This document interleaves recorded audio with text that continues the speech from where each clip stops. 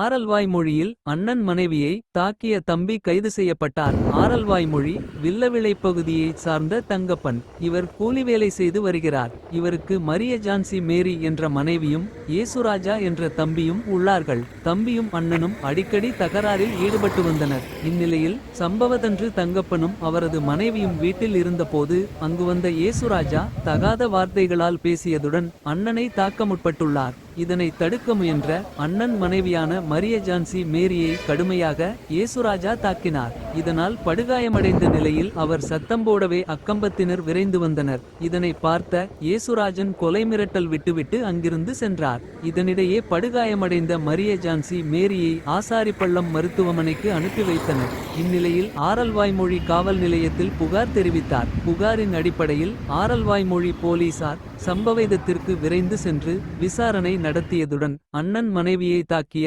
ஏதராஜாவை கைது செய்தனர்.